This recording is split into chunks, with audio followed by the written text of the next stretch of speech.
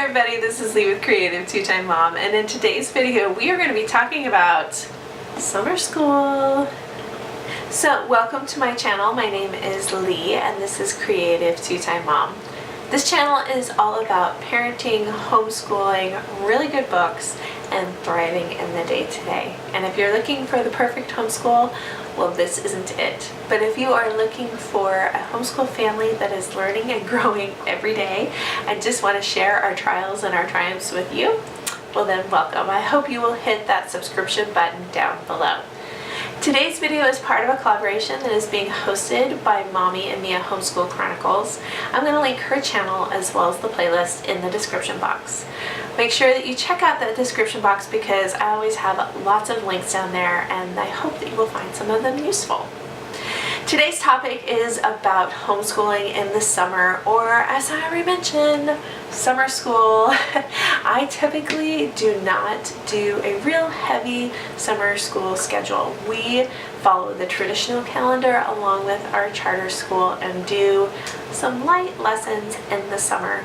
I need the break just as much as the kids, and I feel like I especially need it because I want to do some continuing ed for myself in the summer. So our summer school schedule is super light. If you've not been to this channel before, I homeschool an 8th grader, a 5th grader, and a 2nd grader. We are just finishing up, I think, our 7th year of homeschooling, and this is what I have planned for them for the summer.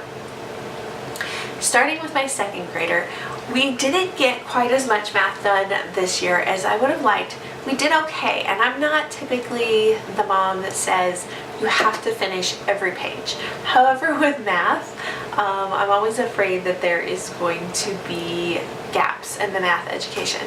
So we are going to continue on with progress in mathematics.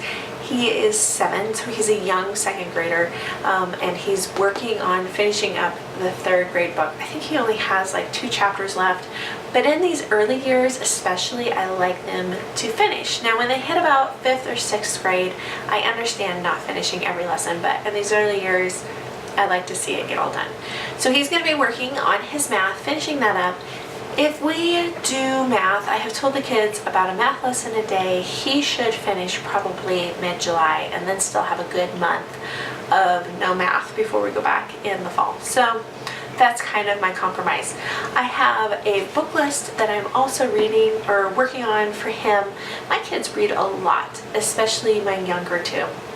And so I typically don't assign books, but I had a few that I knew were either really appropriate for the age that he's at or were going to be kind of connected with what we study next year.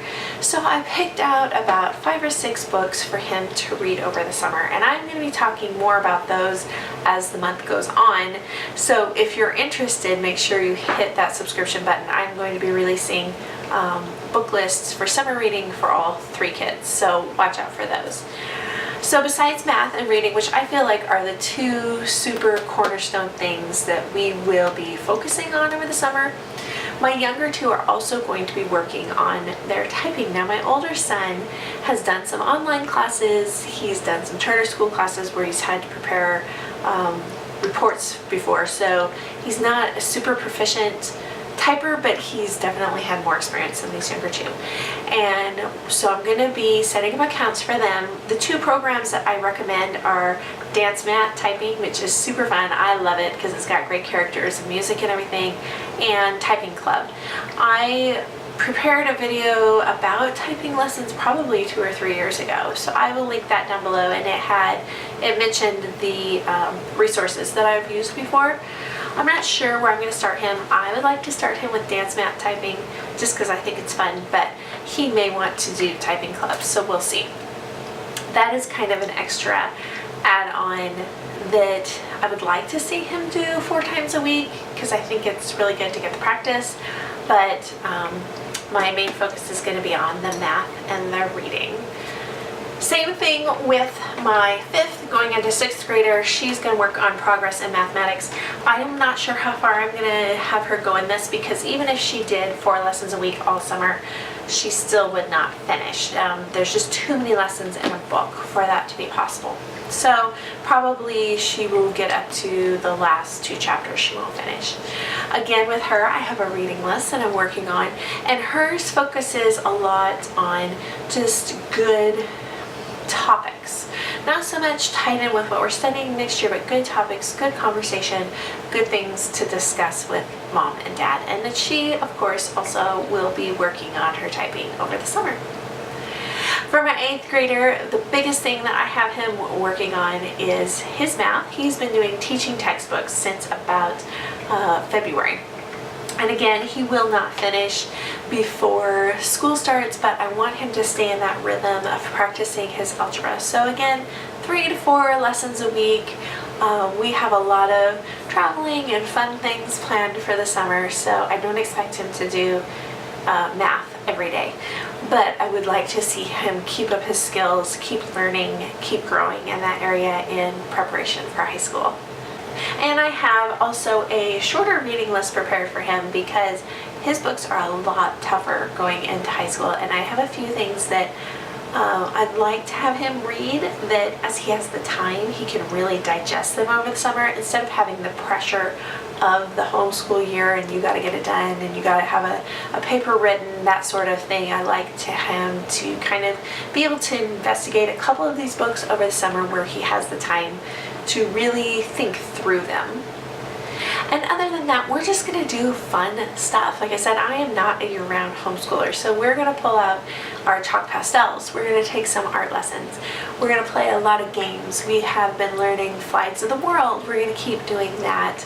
We have been learning a lot of cooking. I kind of want to take some time over the summer and prepare almost like a cooking elective for the fall, and so we're going to be playing with that over the summer to see what the kids are really interested in learning. We're going to do a lot of games, have a lot of fun. We're going to do a lot of hiking. We have some vacations planned where we're going to spend a lot of time outdoors and in a variety of situations, whether it be at the lake, which is where we have one of our vacations planned, or it's at the beach, which is where we have another. We want to do a lot of camping, and I feel like those types of environments can really open up a world of learning and seeing nature. I'm such a nature outdoors girl, so I'm excited to experience all those things with my kids.